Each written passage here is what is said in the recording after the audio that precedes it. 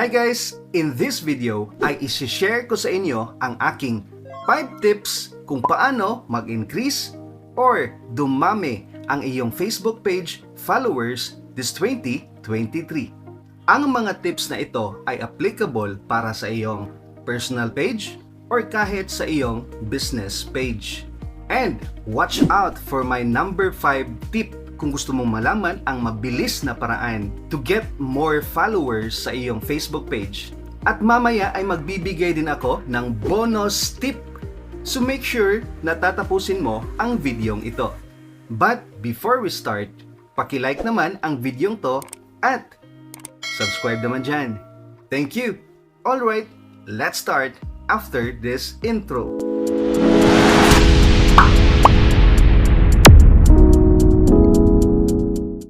Tip number 1 para dumami ang Facebook page followers mo. Invite your friends. Lalong-lalo na kapag bago pa yung page mo or di kaya medyo matagal na yung page mo pero konti pa lang yung followers, ay makakatulong kung mag-invite ka ng friends, ng iyong Facebook friends. I-invite mo sila guys. Kung bago pa yung page mo ay para magkaroon ka ng first 20 to 200 followers. Okay, makakatulong ang pag-invite ng friends. At kung gusto mo malaman kung paano mag-invite friends sa iyong Facebook page, ay may tutorial ako para dyan guys. Okay, so ilalagay ko ang link sa description or sa comment section.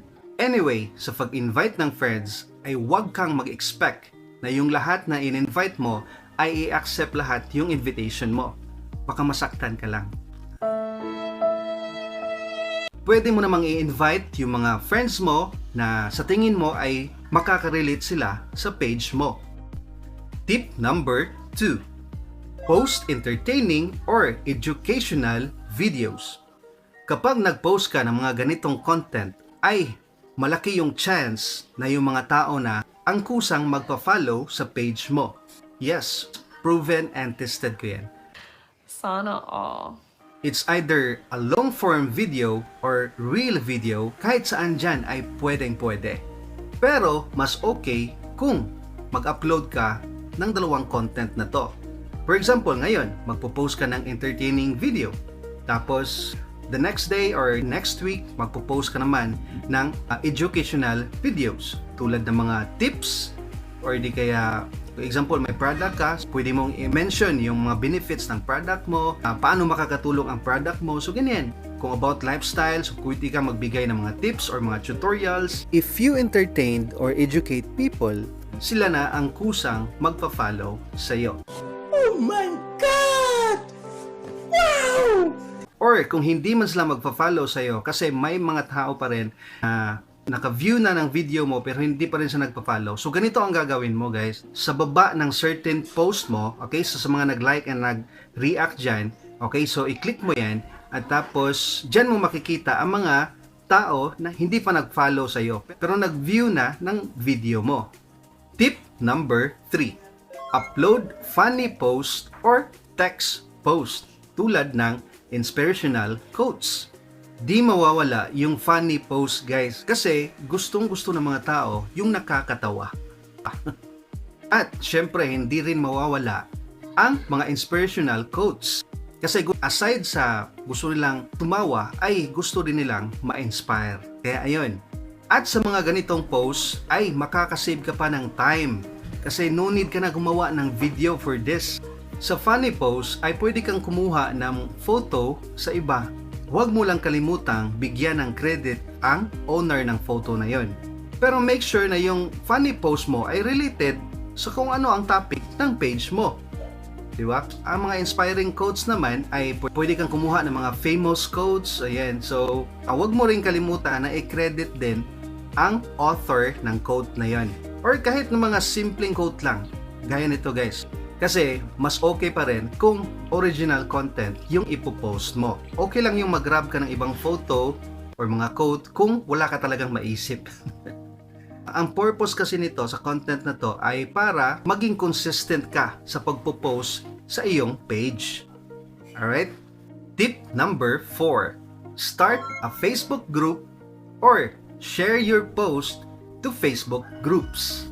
Okay, so makakatulong ang Facebook group guys para makakuha tayo ng more followers para sa ating Facebook page. Kasi ang Facebook groups are a place to connect, learn, and share with people who have similar interests. You can create a Facebook group and connect it to your page to help build a community with your fans and supporters. Tulad sa akin, ang page ko is all about gifts and surprises. So gumawa ko ng Facebook group na about gifts and surprises din. Pero kung wala kang Facebook group, ay pwede mo namang i-share ang iyong post sa mga Facebook groups na same niche or same topic sa page mo.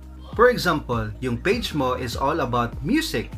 So, ang gagawin mo is mag-join ka rin sa mga Facebook groups na about music rin. Kasi may similar interest din kayo sa mga taong nag-join din sa group na yon.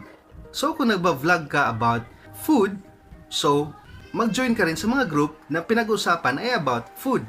Kasi madaming makaka-relate doon sa post mo. So, posible na bibisitahin nila yung Facebook page mo at magpa-follow pa sila sa'yo. Diba? Ganyan ang power of Facebook groups. At kung may Facebook group ka, ay sa mga magla-like o mag-react sa mga post mo doon, ay pwede mo ring i-invite yon mga taong yon para mag-follow sa page mo. Kung may Facebook groups ka. Tip number 5. Promote your page through boost post or Facebook ads.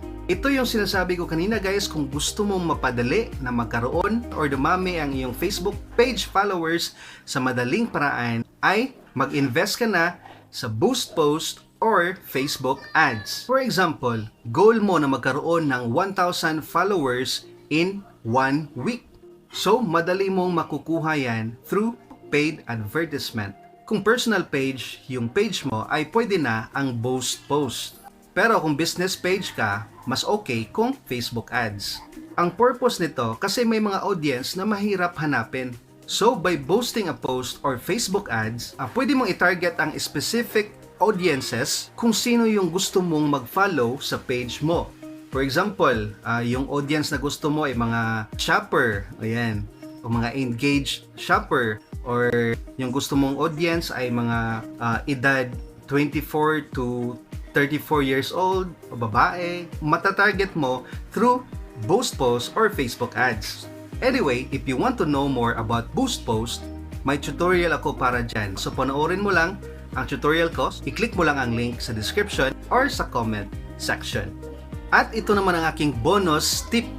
Do giveaways or run a contest.